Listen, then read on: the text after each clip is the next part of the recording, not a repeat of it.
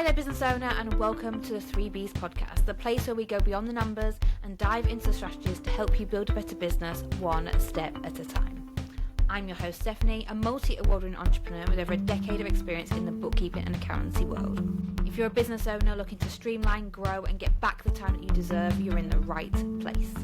We're tackling real-world problems, answering tough questions, and digging deep into business-building secrets in just 15 minutes each week. So are you ready to build a better business with confidence and clarity? Then let's go. 25, just because it's always been done that way doesn't mean it works. I am a trailblazer is the best way to describe it. I am a maverick. I am the person who wants to find a better way to do it.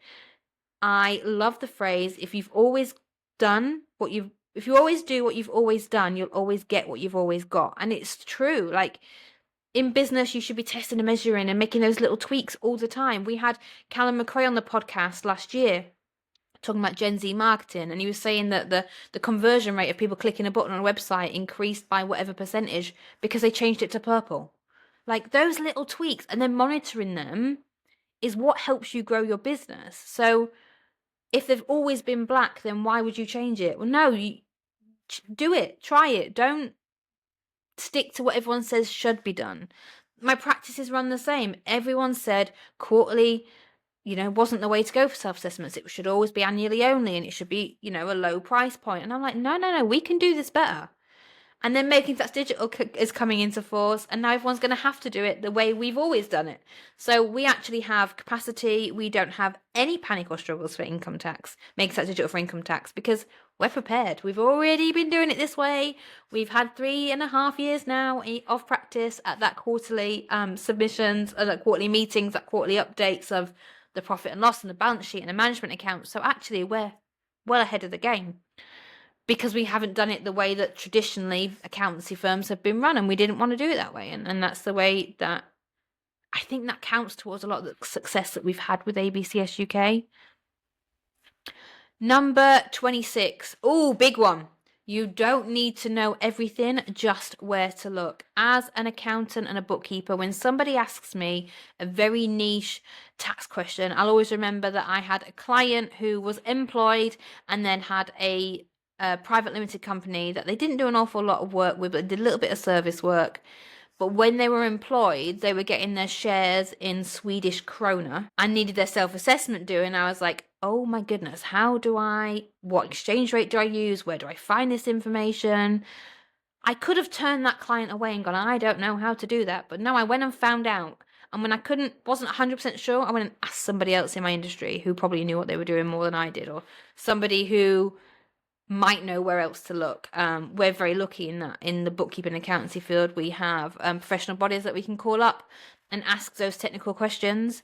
But if you've got an accountancy question and you're not 100% sure, then go and have a look around and go and ask people, or know where to go and look for that on the gov.uk website, for example. If you can understand their national insurance manuals, you can figure out almost all of the payroll national insurance questions that you may have, for example. You only know what you know, and you only increase that knowledge by learning, but it's okay to say, I'm not sure, let me check and get back to you. That is completely okay to say, and the better you get at doing that, rather than half-assing an answer, and rather than guessing an answer, then you'll get much further in business. 27, being visible is scary, but staying small out of fear is worse. Now, this is something I feel like we've talked about a lot on the podcast, because actually being an introvert, getting out on camera or getting your name out there, I remember quite often, because tax advice, or it's not even advice, but tax rules mean different things to different business owners, and it's also unique. I used to be very worried about putting out tax tips because they wouldn't apply to everyone, or be told I was wrong because somebody else had interpreted the rules and regulations a slightly different way. But then I didn't grow. Nobody could see me, nobody knew who I was, and actually staying small out of fear just meant the business didn't grow. So getting out there and being visible and doing it scared, as I like to say, is what helps you build a business. My favourite saying. Number 28, you can be sunshine with a sprinkle of chaos and still be taken seriously. Like, I am professionally unprofessional, as we talked about last week. That is how I roll, but also people take me seriously and people respect me because I am highly acclaimed, I am very experienced, and I'm very good at what I do, and I know I am. You can be you. I think the key message with that is just be authentic and be you, because people will want to work with you for you. There are hundreds and thousands of accountants out there. People come to work with me because they like to work with me. And as you grow your business, you need to then start building a team that work similar to you do, the way you do, or the messaging that your business provides or puts out in marketing when it's not just you. That needs to talk to the type of client you want to work with, because that's the type of client that will be picking up the phone or sending that message and booking that discovery call with you. Number 29, rest is productive. Repeat until you believe it. And I said on LinkedIn, I'm still working on this one. I am the worst at taking a break, slowing down. I've hit burnout more times than I can count, and it's not funny. And one day I'll learn, but I'm definitely still working on that one. As I said, not all of these 34 I'm perfect at. It's just what I've learned over my 34 years on this planet. Number 30, being underestimated is a secret weapon. Again, being one of the youngest in my industry for a really long time, there's definitely some younger ones starting to come through now. But I started bookkeeping and accountancy. I started business studies at 14. I started studying bookkeeping and accountancy at 16. So I have been in this industry, experience-wise, I'm 34 now.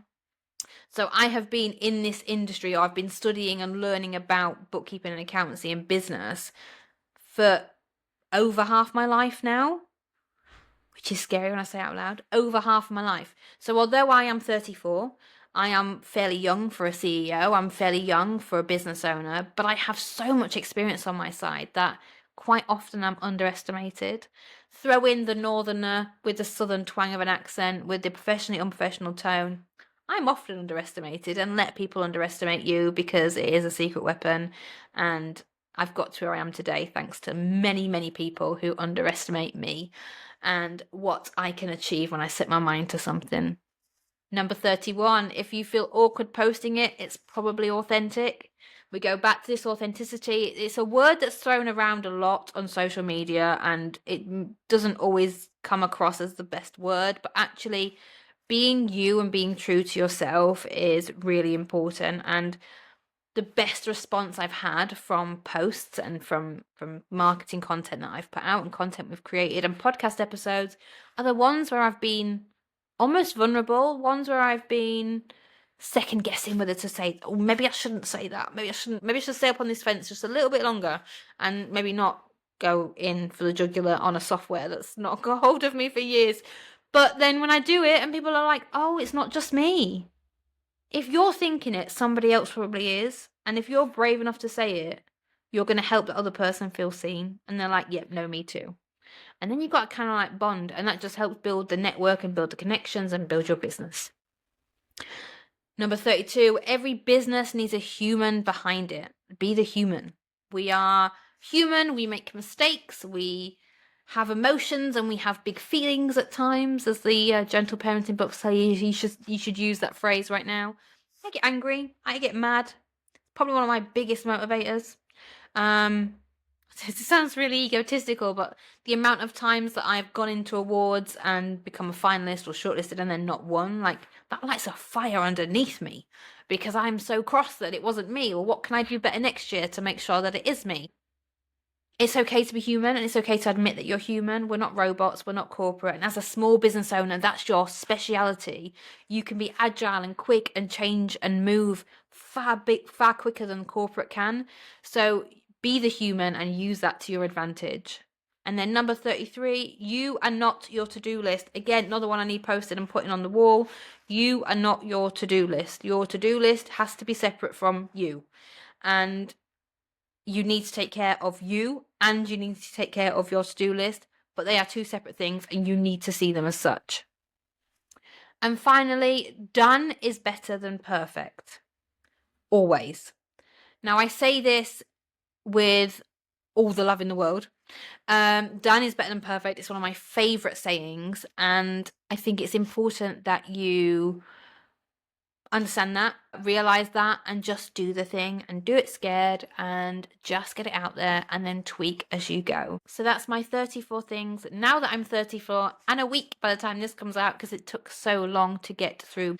Let me know what you think. Do you like these longer episodes split over more than one? Let me know. I'd love to know. Find us on social media, like, rate, review, and subscribe wherever you're listening to it, so that you can help me reach more business owners to build their businesses better. And I'll see you next week for the next episode. Bye. And that brings us to the end of another episode of the 3Bs podcast. I hope you found it useful and that you're walking away with some motivation, inspiration, or education to help you build a better business. Don't forget to subscribe, leave a review, and of course connect with us on social media for more insights, tips, and behind the scenes content. Your next step in building a better business is just a click away. I can't wait to connect with you, and I'll see you on the next episode. Bye.